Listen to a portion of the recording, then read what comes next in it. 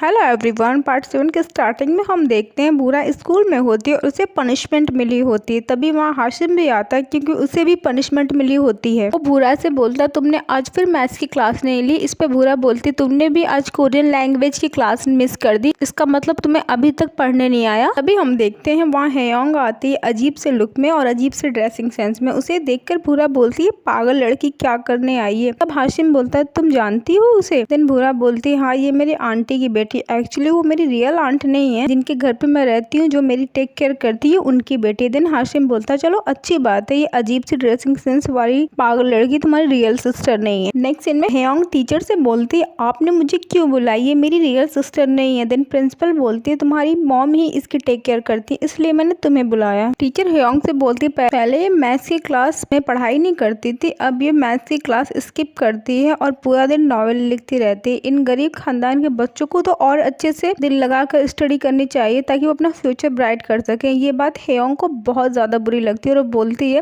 Novel लिखना अच्छी बात है, मैं भी वो फ्यूचर में एक फेमस राइटर बन जाए, इस पे आपके स्कूल का नाम भी तो होगा। बुरा ये सारी बातें सुनते है। ये बात सुनकर टीचर हंसने लगती है और बोलती है सबके बस की बात नहीं है फेमस राइटर बनना। देन हेयोंग बोलती है आपको टीचर होने के नाते अप्रिशिएट करना चाहिए। नेक्स्ट सीन में हम देखते हैं हाशिम बोलता है वो पागल लड़की मैनेजर हेयोंग है। बुरा बोलती है हाँ। देन हाशिम बोलता अब भी तुम बच्चों के लिए नॉवेल लिखती हो। बुरा बोलती है नहीं, अब मैं बच्चों के लिए ना अडल्ट के लिए रोमांटिक नॉवेल लिखती हूँ। और वो हाशिम को काफी अच्छे से एक्सप्लेन करती है, बट हाशिम के फेस एक्सप्रेशन से लगता है उसे कुछ भी समझ नहीं आया। तभी हाशिम को यूनियन का मैसेज आता है और वो उसे तुरंत बुलाता है। हाशिम बुरा को बोलता अब मुझे जाना होगा क्योंकि बॉस बुला रहे हैं, और जाते हुए अपना कार्ड देकर जाता है। बुरा उसे जाते देखती है और कार्ड लेकर काफी ज्यादा हैप्पी होती है। पास बैठे लोग उसे देखते हैं कि इसे क्या हो गया। बुरा काफी एक्साइटेड होकर हेयोंग को कॉल करती है, बट वो कॉल नहीं रिसीव कर पाती है। वेल गाइस, नेक्स्ट सीन में हम देखते हैं किमजू हेयोंग के बालों से पिन निकालता, और पिन निकालते वक्त हेयोंग के काफी ज्यादा बाल टूट जाते हैं और वो चिल्लाती क्योंकि उसे बहुत ज्यादा दर्द हो रहा होता है। उसके बाद किमजू बोलता है तुमने पिन की दुकान अपने बालों में लगा रखा था। उसके बाद हेयोंग बोलती पहले तुम शावर ले लो, बट किमजू को कुछ भी नहीं पता होता, उसको देख के लगता है कि बहुत कंफ्यूज रहता है। हेयोंग समझ जाती है आज से पहले किमजू कभी होटल नहीं गया है। फिर वो किमजू से पूछ लेती है क्या तुम कभी होटल नहीं गए हो। किमजू बोलता है एक बार अपने आर्मी फ्रेंड्स के साथ गया हूँ, बट वो इतना लग्जरी होटल नहीं रहता। तब हेयोंग उसे टीज करते हुए बोलती सच में तुम सिर्फ सोने के लिए गए थे होटल में। देन किमजू बोलता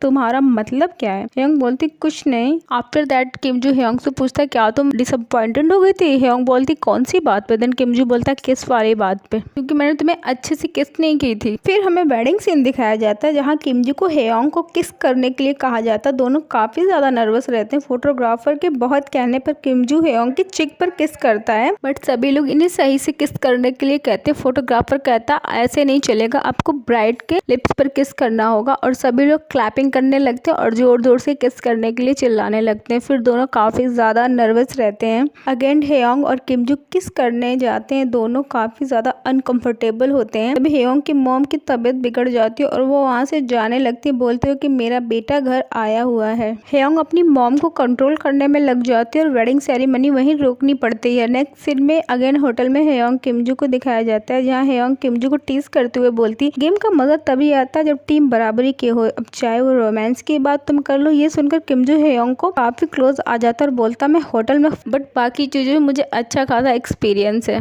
और इसका ये मतलब नहीं कि मुझे और कुछ करने नहीं आता। और हेयोंग को किस करने का ट्राई करता है। ये देखकर हेयोंग शॉक्ड हो जाती है। देन किमजू बोलता तुम अपनी आईज क्यों नहीं क्लोज कर रही हो। तभी हेयोंग किमजू को खींचकर और क्लोज कर लेती है और बोलती अब ये किसने बोला है कि किस तभी की जाती है जब आंखें बंद हो। ये सुनकर किमजू थोड़ा अनकंफर्टेबल हो जाता है। तभी हेयोंग उसे धक्का देकर पीछे कर देती है और बोलती जाओ तुम जल्दी से शावर ले लो, मुझे भी लेना है, फिर हमें पूरी रात काम करना है। ये सुनकर किमजू थोड़ा शॉक्ड हो जाता है और बोलता कैसा काम करना। तभी हेयोंग बोलती एज अ वेडिंग गिफ्ट हमें इतने पैसे मिले ये काउंट करना, एंड आई नो तुम काउंटिंग में बहुत अच्छे है। किमजू शावर लेने चला जाता है और हेयोंग रिलैक्स होते हुए बोलती है थैंक गॉड किसी तरह गया, मैंने तो बहुत मुश्किल से कंट्रोल किया है खुद पर, और खुश भी होती है। तभी हमें हाशिम दिखाया जाता है जो हॉस्पिटल में होता है, नॉवल पढ़ता है और यूनियन दाता ये काफी फेमस राइटर जो इस तरह के रोमांटिक नॉवेल लिख। मैं तो शॉक्ड हूँ, कोई इतना रोमांटिक सीन कैसे लिख सकता है। हाशिम को कोई आइडिया नहीं रहता कि ये राइटर बुरा है है क्योंकि बूरा अपना नाम चेंज करके नॉवेल लिखती है। अभी हाशिम शॉक्ड होता है क्योंकि नॉवेल के अंदर मेन लीड का नाम भी हाशिम ही होता है। तभी यूनियन बोलता है जब मैं नॉवेल पढ़ रहा था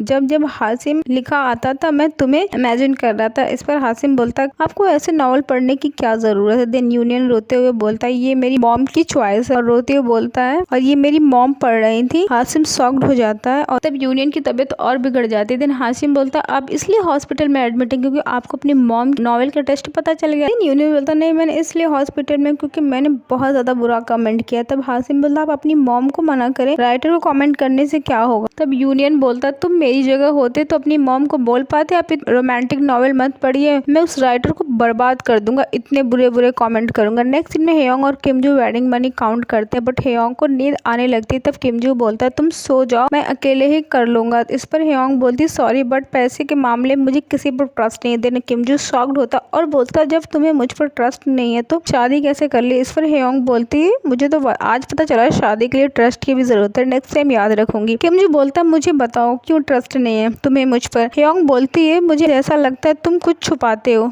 कुछ भी तुमसे पर्सनल क्वेश्चन कर तो या तो तुम चुप हो जाओगे या तो इस बात को खत्म कर देते हो बट बताते नहीं हो। जैसे कनाडा वाली बात और तुम्हारी मॉम हमारी ग्रैंड मॉम के बारे में, इस तुम्हारे नाम और तुम्हारी हाइट और तुम्हारे एज के अलावा मैं तुम्हारे बारे में कुछ भी नहीं जानती हूँ। तब किमजू बोलता जब मैं बहुत छोटा था मेरी ग्रैंड माँ की बेटी ने शादी कर ली थी एंड कनाडा चली गई थी, उनकी खूबसूरती उनके लिए कर्ज बन गई थी एंड पार्ट 7 की एंडिंग यही हो जाती है।